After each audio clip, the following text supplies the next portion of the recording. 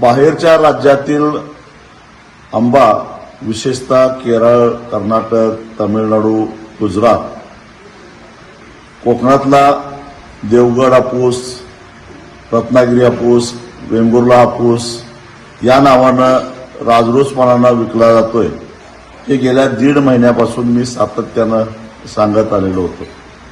अर्थात पुण्या मुंबईमध्ये हे विकलं जातंय असं मी सांगत होतो, परंतु आंबा बागायतदारांनी चौकसपणानं बघितल्यानंतर, माहिती घेतल्यानंतर त्यांच्या असं लक्षात आलं की हे लोण तर कोकणापर्यंत पोहोचलेलं आहे.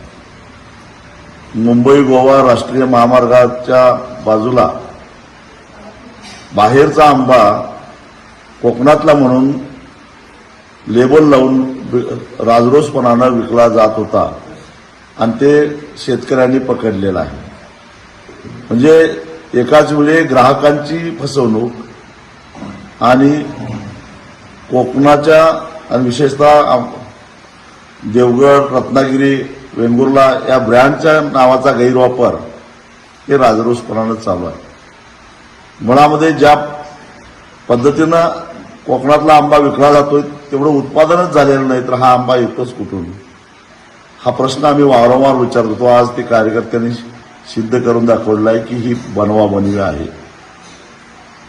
एका बाजूला हे चित्र दिसत असताना दुसऱ्या बाजूला आमच्या कोकणातल्याच शेतकऱ्यांनी, काही महिलांनी बाजारामध्ये स्थानिक आंबा विकायला गेलेला असताना तुमच्याकडे आंबा विक्रीचा परवाना आहे का, तुम्ही त्याची योग्य पद्धतीनं आंबा पिकवला आहे का, अशा प्रकारचा आक्षेप घेऊन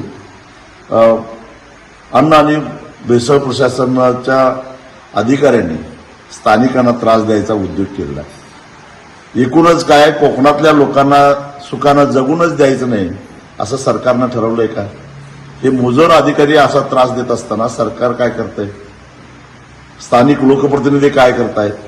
बाहेरचा आंबा राजरोसपणानं इथं विकले जात असताना माझ्यासारखा माणूस बाहेरचा कोकणाची बाजू मांडतो म्हणून मला नावं ठेवण्यापेक्षा हे तुमच्या बुडाखाली काय जळालंय ते बघा, त्याबद्दल आवाज उठवा, तिथं मर्दमुखी दाखवा, एवढंच माझं कोकणातल्या स्थानिक लोकप्रतिनिधींना सांगणं.